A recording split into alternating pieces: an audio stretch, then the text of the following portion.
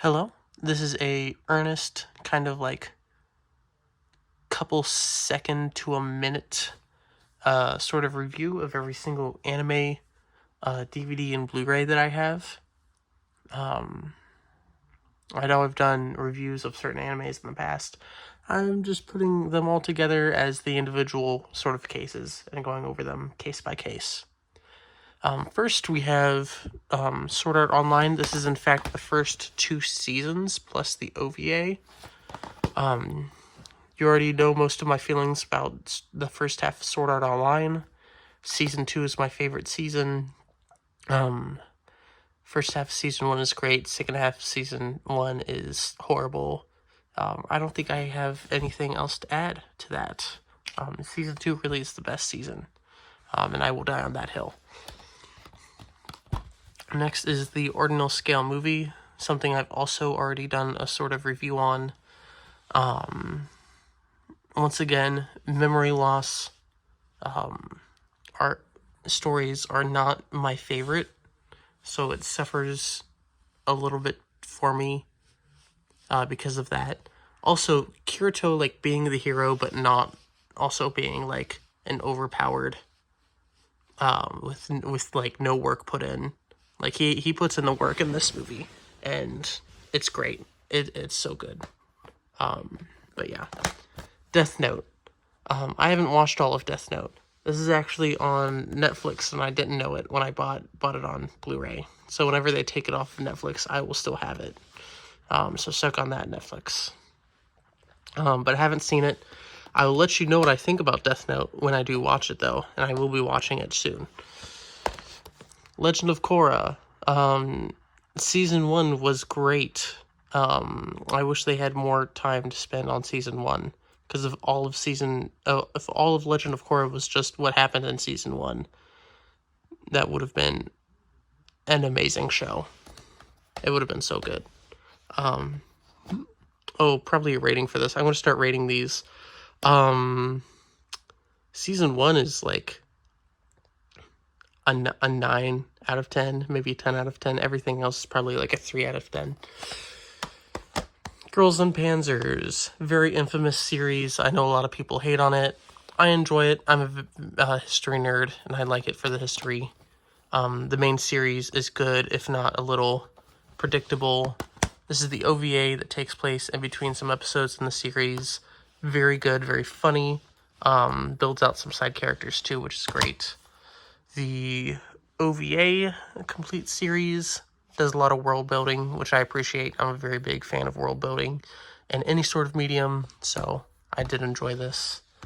Der Film, this is the most expensive Girls and Panzer movie, I think, out of all of them.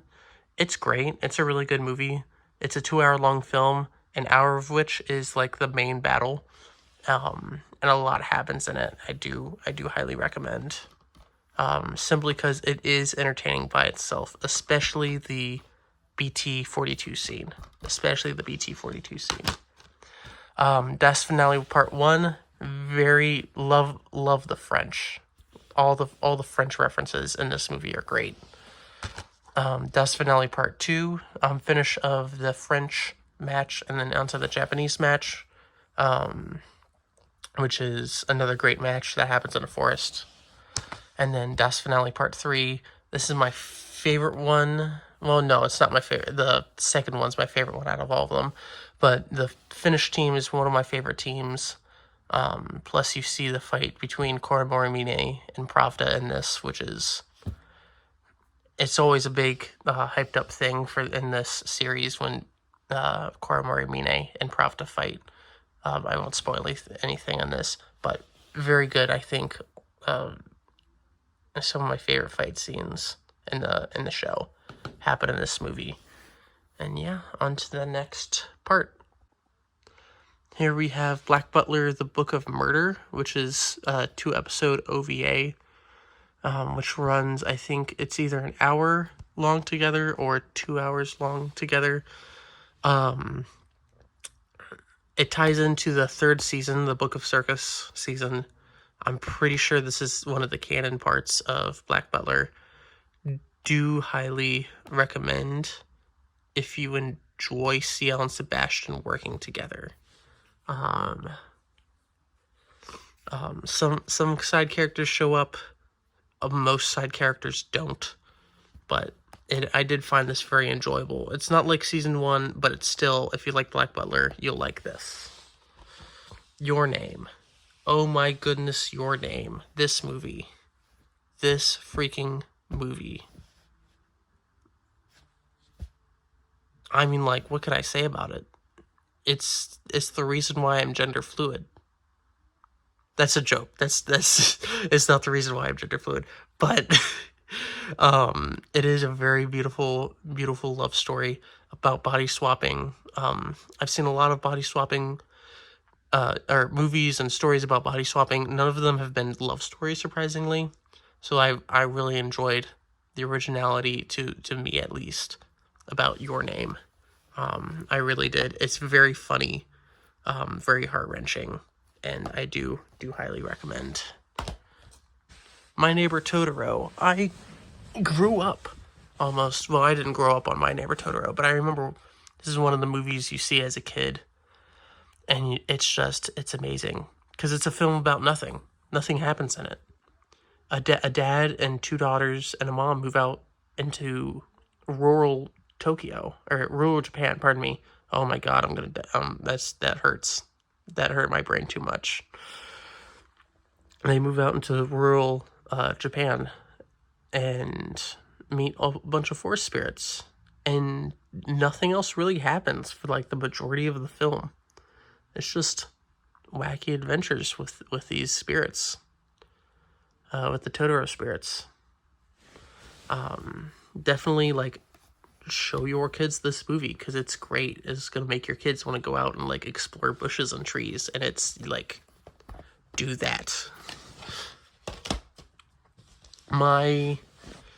I'm pretty sure this is my favorite Miyazaki movie, Porco Rosso. It's a lot more action-packed than all the rest of his movies. Not as violent as some of his movies, but it's a good story, and it's all about flying, which Miyazaki absolutely loves flying, and some of his best work is about, well, things that fly. So can also not highly recommend Porco Rosso enough. Princess Mononoke. This is my girlfriend's favorite movie, Miyazaki movie, pardon me. Once again, this is the violent Miyazaki movie, and but the story's great. The story's complex. There's definitely no villain in Princess Mononoke, and it's such great storytelling. Such great storytelling. It's so good. I recommend this Miyazaki movie, but not to kids. Not to children. Spirited Away. This is another great movie. Another great Miyazaki movie. It pales to me.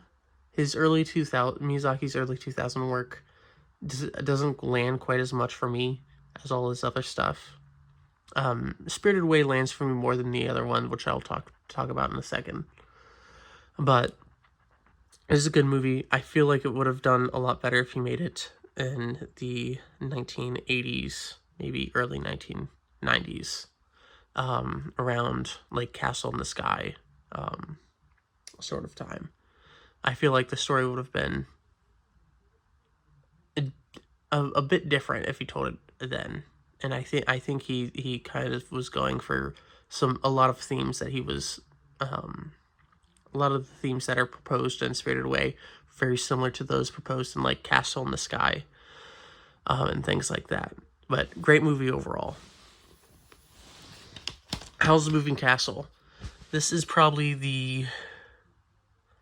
there are no bad Hayao Miyazaki movies, but this one's at the bottom of the rung. I know, like, I'm gonna get a lot of crap for that, and like how's hot and everything, but like the messaging doesn't quite land for me on this one, and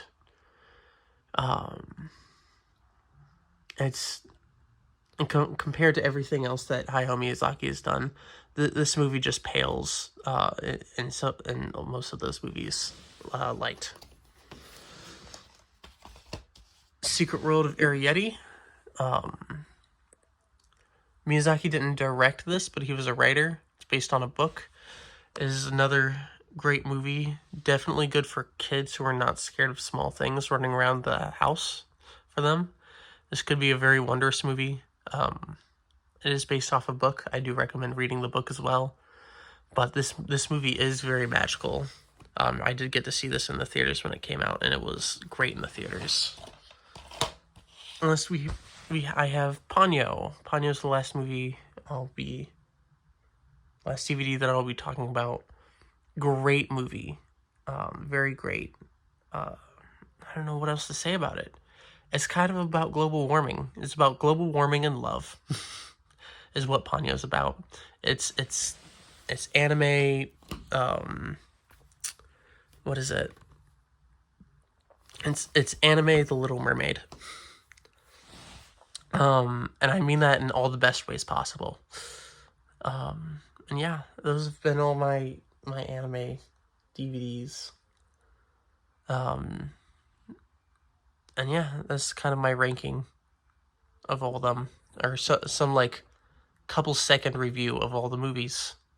I guess I skipped on the ranking, but yeah, I hope you guys have enjoyed this sort of me talking about anime for like 15 minutes, but I will hopefully see you guys in the next video. Please like and subscribe, and I'll see you later.